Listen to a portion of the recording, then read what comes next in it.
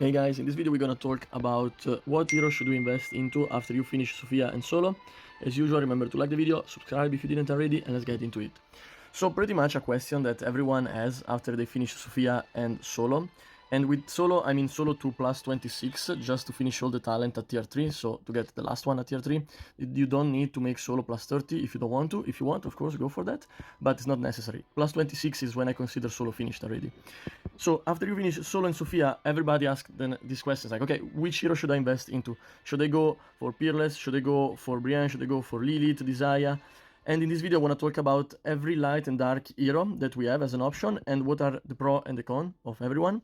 So let's go in order. We're gonna start with Rita. So for Rita we don't have many information because as far as we know only one player made Rita plus 30 yet.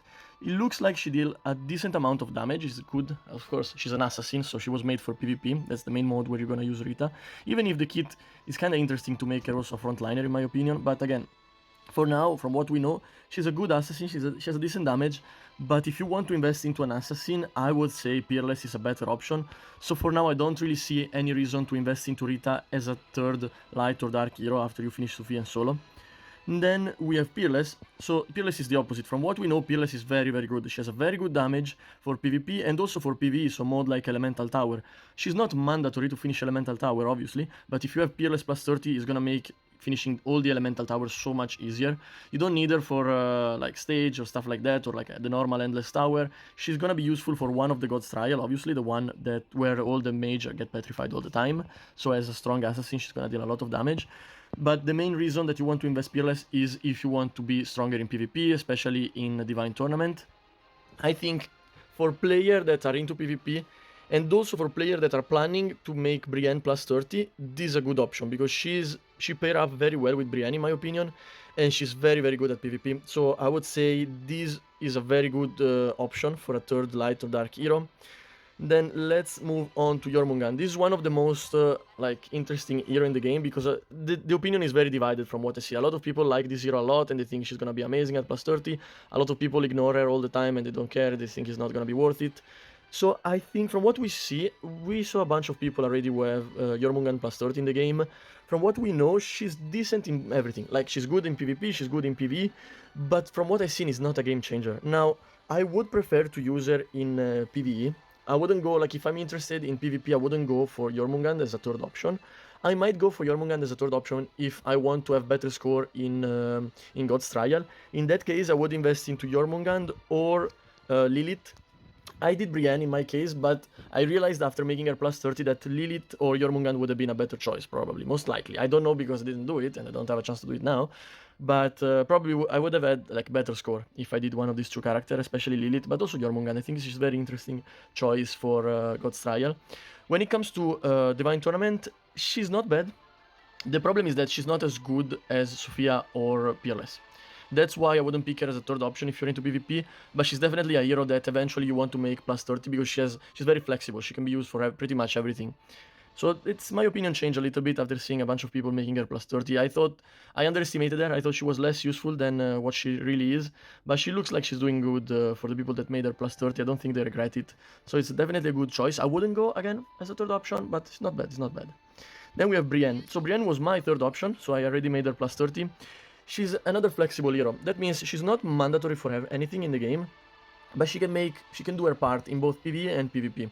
Now, the thing about Brienne is that I think she's gonna shine the most when you pair up this character with another very strong DPS hero. In this case, my objective is to make a team with her and Peerless, because I think it's gonna be amazing for PvP. Of course, I have to try, maybe I'm wrong. But from what I've seen, also other people, there's not many people that already have both Brienne and Peerless plus 30, but from what I've seen, the few people that has these two characters, they're doing a very good job together. They have very good synergy. And the reason is that Brienne is basically gonna make everybody deal more damage, because she's gonna buff the crit damage of everybody. Which means that hero like Peerless that need a very strong start, because the point of Peerless is that she gets a kill early game, like in the first or worst case scenario second turn, so that she can stack with her skill and keep skilling and keep killing enemies. And a lot of things can go wrong in PvP in this game because it's very random, it's very RNG. But when you have a character like Brienne supporting your DPS, it's most likely that things are gonna go in a good way than a bad way. Because even if she's not, for whatever reason you don't have max Astro on Peerless, she can still crit and kill an enemy even without like the skill. if she's plus 30 and you invested a lot into her, like she has a good pet and everything. So for this reason, I think Brienne is very, very good, depending on who you choose next, or who you choose before Brienne.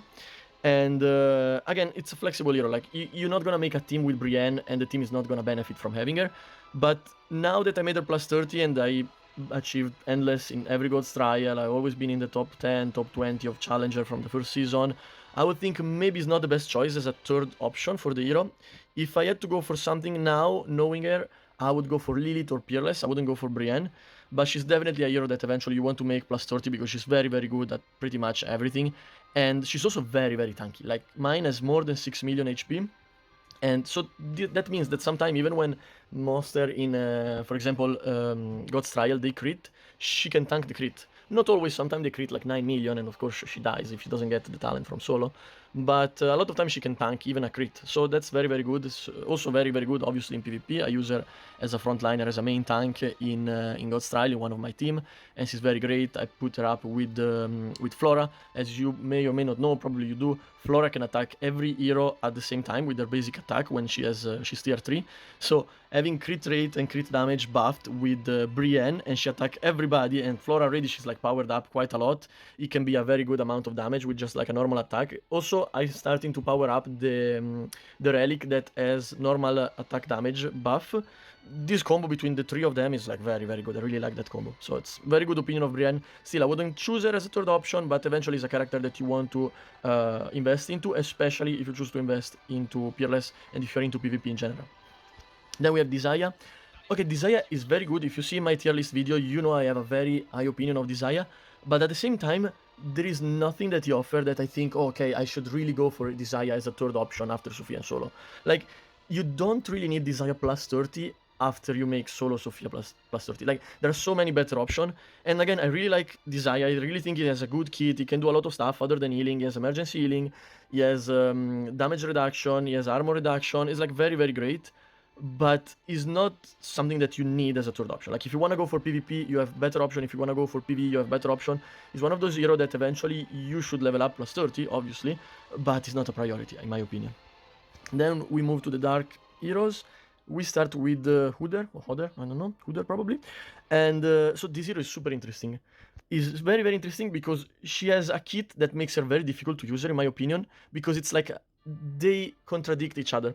One of her, like the skill, as you can see from, no, it's not here, it's here, okay. The skill of Hooder gets stronger when her HP go under a certain percentage, which is 40%. So the skill transform. From what we know and what I tested also by myself, if your HP goes down that percentage once and then you go back to full health, the skill is still gonna be the transformed skill. It's not gonna go back to the basic one. Once it transforms, the skill transform, it's always transformed. It doesn't go back. So don't worry that you always have to keep her under 40%. That's not true. You only need her to go down 40% once, and then you can keep her alive like full HP all the time. It's not gonna be a problem. The skill is still gonna have the buff. The problem is that she has another talent, which I forgot which one it is. This one. So for every enemy or ally defeated, the damage increase, which obviously is great and only trigger up to 6 times per battle. So you kinda can buff her up properly with just killing the enemy, and also some of your ally is gonna die anyway, even if you have soul in your team. But if you have soul in your team, it's gonna be more difficult for your allies to die.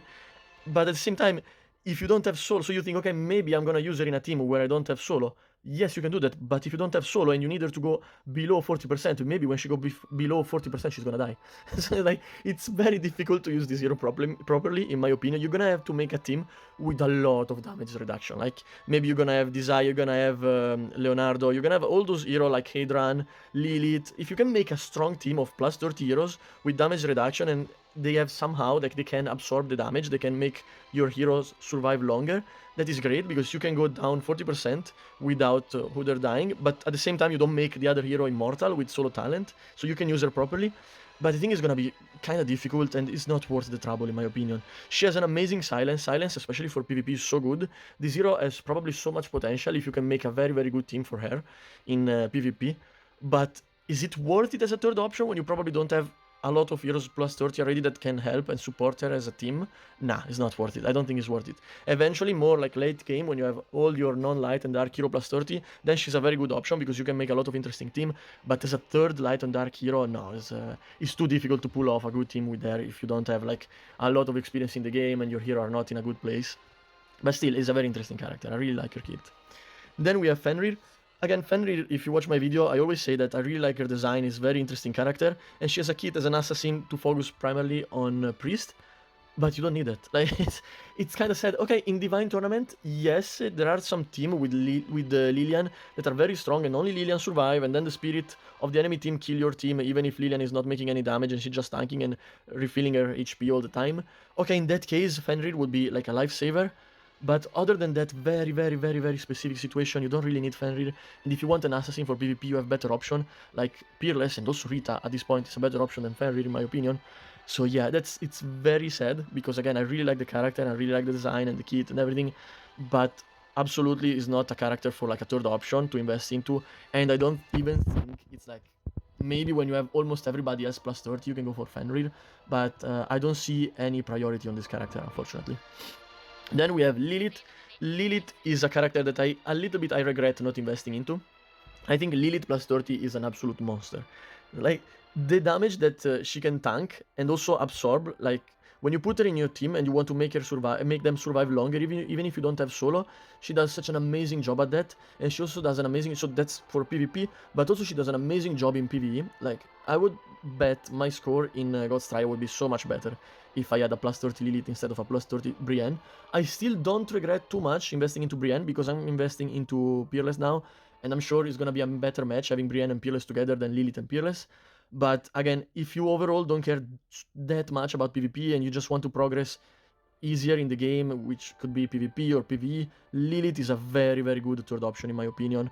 It's very good. Like, I don't see any reason to not choose Lilith as a third option unless you're really focused on PvP and you want to do the combo Brienne and Peerless. Other than that, I would go absolutely for Lilith as a third option. And she has also good damage. Like a plus 30, even if she's a priest, she has a very good damage. I don't know if you guys knew, but before being a priest, when the game got released, she was a mage. So that maybe explain why she has a very good damage. I don't know why they changed the class from mage to priest for Lilith, but she used to be a mage. So little extra information that you may not know.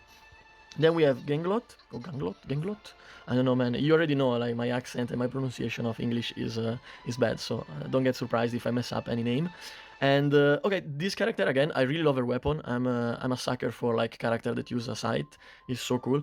But I don't see any reason to invest into this character as of now. Yeah, this arm is good. It's not a bad debuff, and she can tank. She can do a lot of interesting stuff. But again, there are so many better options. If you want a tank, you can go for Brienne. If you want a debuff, you can go for so many other characters, even if they're not light or dark.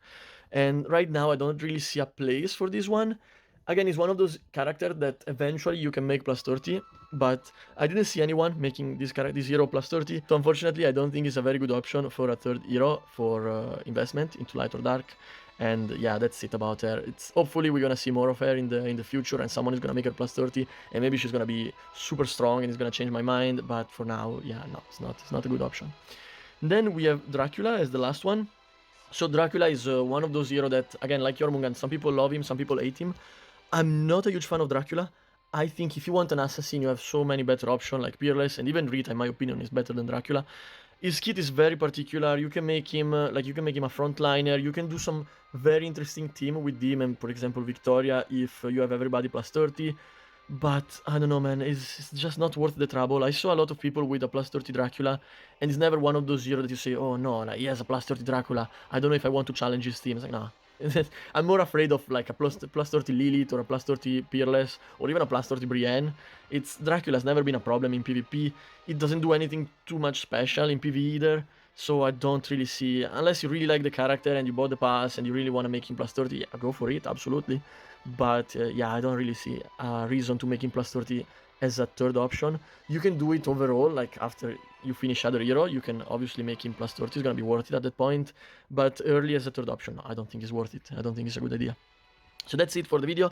I'm sure there's gonna be a lot of opinion different from mine in the comments, so feel free to discuss about it. And yeah, that's it. Thank you so much for watching. See you in the next video. Bye bye.